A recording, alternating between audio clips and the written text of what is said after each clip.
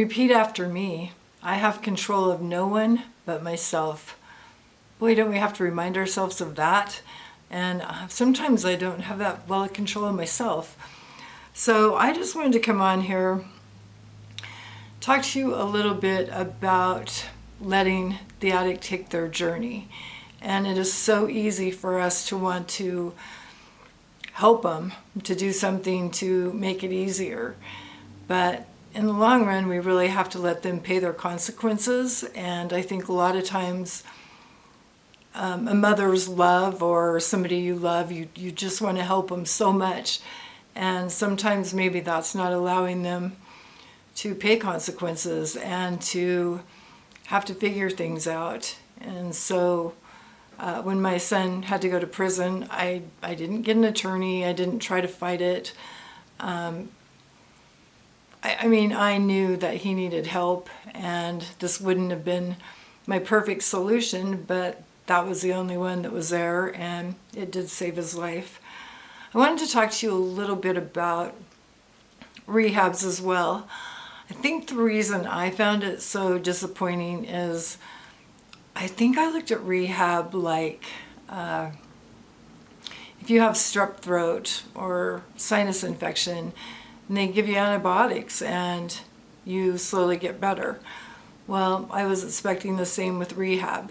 And not that it doesn't work for some people, and especially if they're in their beginning stages, I think they have a much greater shot at getting through it. But to me, well, what I learned, unfortunately, was 30 days, yeah, they're going to detox, they're going to have a positive environment, they're going to be working on themselves, but I just don't think that's long enough where they're going to come out and be a completely different person.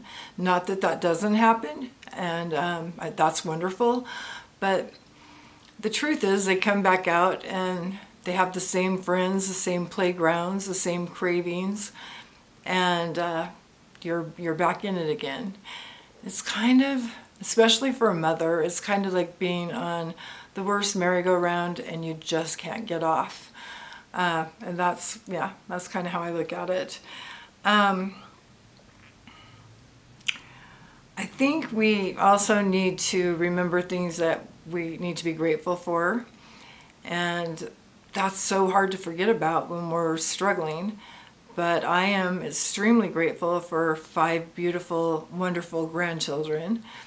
I'm extremely grateful for the most wonderful parents anybody could ever ask for. I was very, very blessed. And I still miss my childhood. I wish I could go back.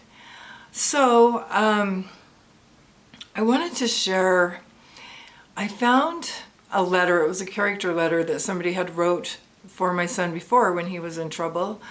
And this goes back to 2014.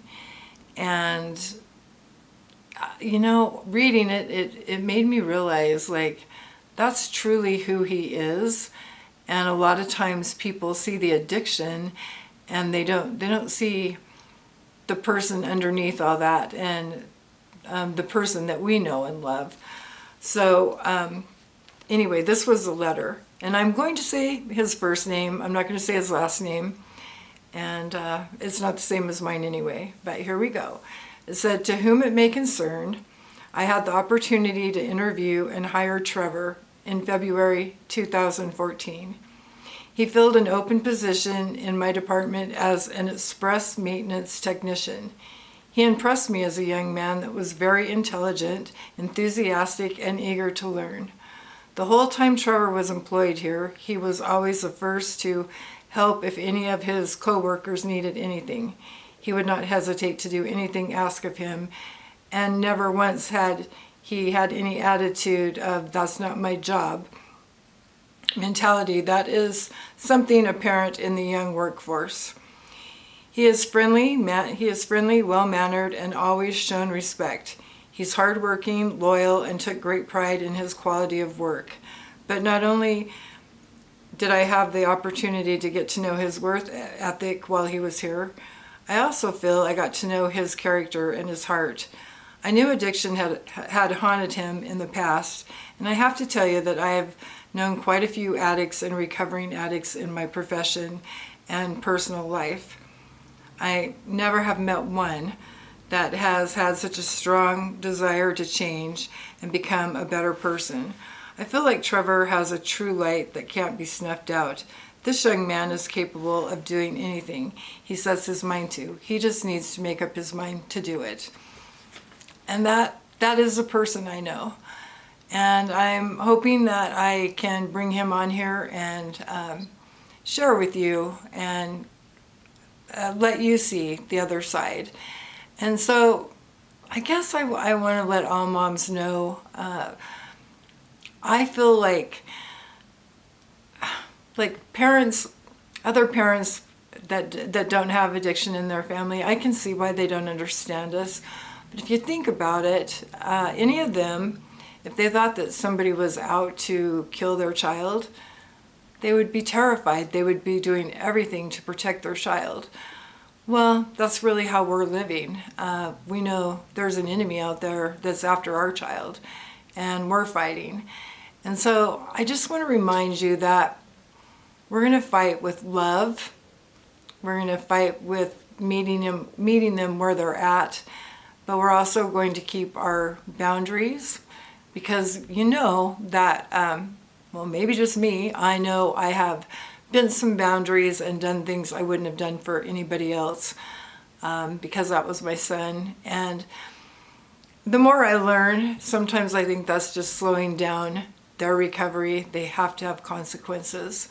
So stay positive, stay strong, and I will see you in the next video. Thanks for watching, and don't forget to like and subscribe.